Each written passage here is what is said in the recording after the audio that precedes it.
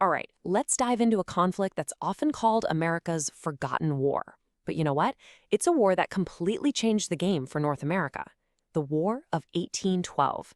This is a story full of contradictions, some seriously strange timing, and, believe it or not, a really decisive outcome. So let's just get right to the heart of the puzzle with this war. Officially, on paper, it ended in a stalemate, a draw. But when all the smoke cleared, it was painfully obvious that the outcome was anything but equal for the people who fought it. So how on earth is that possible? And this timeline just perfectly captures how weird this war was. Get this. The most famous, most lopsided American victory of the entire war, the Battle of New Orleans, was actually fought 2 whole weeks after the peace treaty was signed over in Europe. News traveled by ship back then, and that delay, it had a huge impact on how Americans would end up remembering the whole thing. Okay, so here's our game plan for unpacking this. We're going to look at why it even started, how it was fought, check out some of the dramatic turning points, and then, at the end, we'll answer that big question about its really surprising and, frankly, deeply unequal legacy. So why? Why would the brand new United States, barely 30 years old, decide to pick another fight with the biggest superpower on the planet? Well, for a lot of Americans, it really felt like a necessary second war to achieve true, genuine independence. There were really 3 big things that pushed President James Madison to finally declare war. First, out on the ocean, the British Royal Navy was just boarding American ships and literally kidnapping sailors, forcing them into service. Second, Britain's war with Napoleon meant they were setting up blockades that were absolutely crushing American trade. And third, out on the frontier, the British were actively arming and supporting Native American tribes who were trying to resist American expansion. Let's just zero in on this idea of impressment for a second. For the British, who were desperate for sailors to fight Napoleon, it was a military necessity. But for America, it was a massive insult. It was a total violation of their sovereignty and the rights of their citizens. It just felt like the British still weren't taking them seriously as a real country. And this simple phrase became the rallying cry for the whole war. It just perfectly summed up the 2 biggest issues for Americans: the right to do business and sail the seas freely, and the right for their sailors not to get snatched by a foreign navy.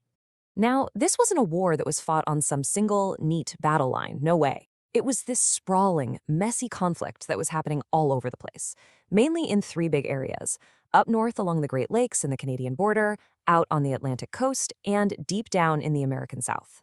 The U.S. was so unprepared for this war, and man, it showed right away. The attempt to invade Canada started with the absolutely humiliating surrender of Detroit, where an American general pretty much just lost his nerve and gave up without a fight. But the very next year, the tide started to turn with a shocking naval victory on Lake Erie, which gave the U.S. vital control over the Great Lakes. And that brings us to this famously short and sweet message from Commodore Oliver Hazard Perry right after his big win. That one sentence signaled a complete 180 in the war up north. It wasn't just good for morale, it was a total strategic game changer. It let American forces cut off British supply lines and finally go on the attack. And that victory on the lake led directly to another huge win on land, the Battle of the Thames. And the most important thing that happened here was the death of the brilliant Shawnee leader Tecumseh. His death completely shattered the powerful Native American Confederacy he had built. And with that, any kind of unified resistance to U.S. expansion in that whole region just collapsed. So by 1814, the war hits this incredibly dramatic peak. See, Napoleon had just been defeated in Europe, which meant Great Britain could now turn the full, undivided might of its army and navy against the United States. And they were definitely looking to settle a score. In August of 1814, the British delivered a punch right to the gut. After just steamrolling the American militia, they marched straight into Washington, D.C., completely unopposed. And as payback for an earlier American attack on a Canadian city, British troops set fire to the U.S. Capitol building and the White House. It was the absolute lowest point of the war for the United States. But right out of the ashes of Washington came this moment of incredible resilience. The British fleet moved on to its next target, Baltimore. But this time, the Americans refused to break. And watching the fierce defense of Fort McHenry during this massive all-night bombardment, a lawyer named Francis Scott Key was so moved he wrote a poem, a poem that would eventually become the Star-Spangled Banner. Eventually, the fighting started to die down, and diplomats got together to work out a peace deal. And this brings us right back to our main question. If the treaty said the war was a draw, who actually won?